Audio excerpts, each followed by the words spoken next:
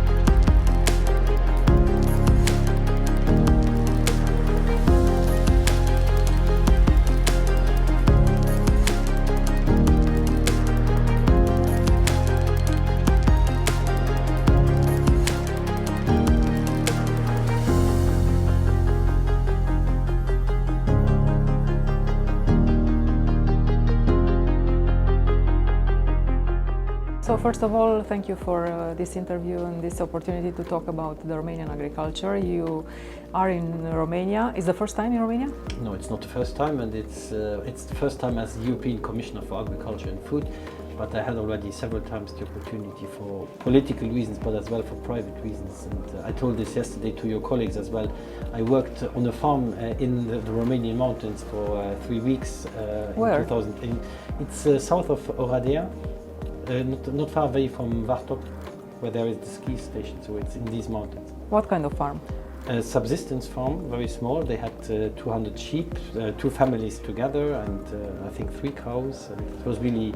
You are a farmer too? I'm a farmer's son and a farmer's brother, yes. So I grew up on a farm. How does the Commission plan to maintain the EU's food sector? I mean, the prices to be accessible for the consumers.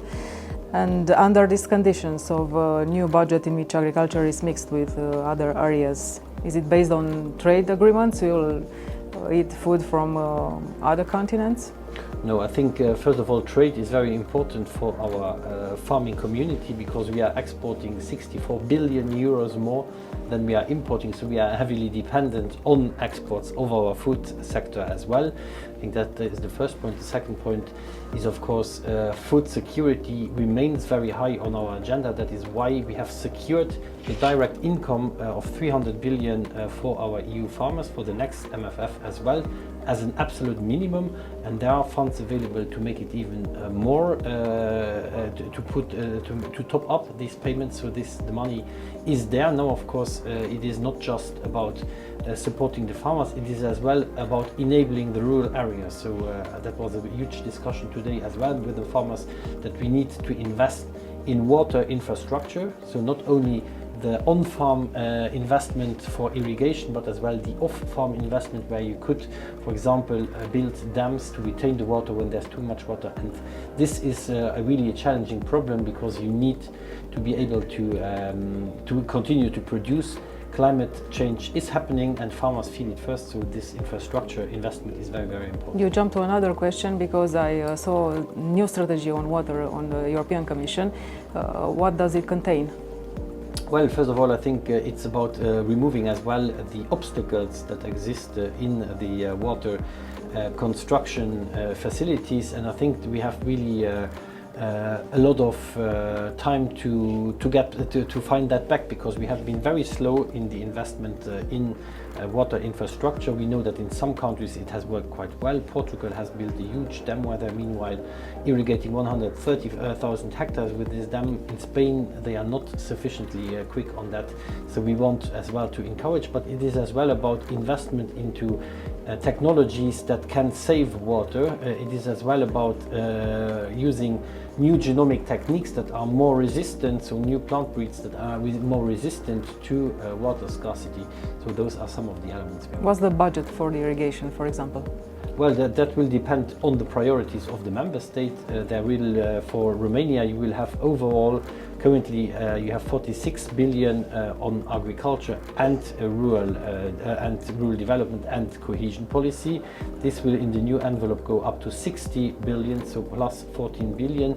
So there is, of course, then the decisions that need to be made at member state level, but I feel as well, and I heard it today, that there is a certain worry by the agriculture sector that of these additional availabilities, the choice might go rather to the more densely populated areas. So what some are arguing then, that we need now a spending target for rural areas that directly benefit the farming sector as well, and that could be irrigation projects, for example, for Romania. How do you find these negotiations in the next 2 years? Fighting with... Well, first of all, I think people need really to get into the realities, because it is easy to ask for more money. I would love to have more money for the farmers. That would make my life way more easy, but there are certain limits. We know that the member states will not necessarily want to contribute more to the, or they cannot contribute more to the EU budget. We know that we have to pay back the loans at a certain point, so all will be determined in this frame. So I know that the pressure is high and the constraints are difficult, but we need as well to know what is on the table, what are the possibilities, and what are the strong or the weak points from certain alternatives, and I think that is a process that has now started, and we are still not there. Comisarul Christoph Hansen s-a întâlnit cu fermierii și miniștrii ai guvernului Bolojan la Agri4future România, obiectiv 2035, organizată de Clubul Fermierilor Români, iar tema principală au fost evident banii pentru securizarea hranei din 2028 încolo. Revin cu teama aceasta a fermierilor, ca politizarea să nu existe, să nu planeze asupra acestui buget din 2028 încolo. Cum s-ar putea face lucrul acesta? Cred că dacă abordarea va fi cum împărțim, iarăși merg pe înțelepciunea populară, două paie la trei măgari, atunci lucrurile nu o să funcționeze. Deci dacă mă voi concentra strict pe a mă uita strict numai la un buget pe care să-l rezerv și atâta să se facă, cred că nu este cea mai bună lucru. Cred că trebuie să plecăm de la asumția că trebuie să păstrăm politica agricolă comună, dar să avem o imagine mai largă cu privire la prioritățile viitorului și la modul în care fermierii pot atinge surse de finanțare sau instrumente care nu sunt doar din domeniul agricol. Acest lucru spunând, mai clarificând încă o dată, speranța mea este ca să avem o finanțare pentru agricultură cel puțin la fel de generoasă cum a fost în perioada financiară actuală. Prin urmare, nu cred că fermierii ar trebui să aibă teama că nu va exista în viitor acces la resurse, dar cred că ar trebui să ne uităm un pic la modelele pe care noi le vrem promovate în agricultură, trecerea din ce în ce mai mult de la agricultură de subzistență la ferme, mai ales ferme medii care să poată să ducă această coloană vertebrală a agriculturii și, bineînțeles, conectarea între zona de agricultură, dezvoltare rurală și industrie care să poată să aibă un aport direct în competitivitate. Știți că actualizarea cu inflația încă nu s-a făcut în bugetul acesta, adică ne raportăm la inflația din 2018 pentru bugetul acesta care merge până în 2034. Lucrul acesta se va rezolva cumva? Este o doleanță majoră. Există această temere, într-adevăr, că în sume corectate cu inflație, sume reale, ar fi niște alocări mai mici.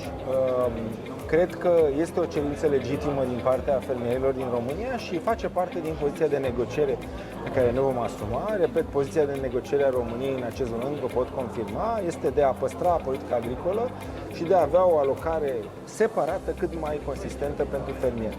E prematur să spunem acum exact cum se vor întâmpla lucrurile, cine va negocia procesul. Avem nevoie de o cooperare cât mai bună între toate ministerele care au atribuții, fie că e vorba de fonduri europene, agricultură, Ministerul Afacerilor Externe și Ministerul Finanțelor, astfel încât să reușim să obținem un rezultat cât mai bun. Când încep aceste negocieri, domnule ministru? Au început deja. Au început deja. Și cum decurg? E prea devreme să spunem acum, dar important este să avem o strategie. Important este să planificăm foarte bine pașii, să identificăm persoanele de decizie, punctele decizionale. Dacă vom face acest lucru, sunt convins că vom avea un rezultat foarte bun.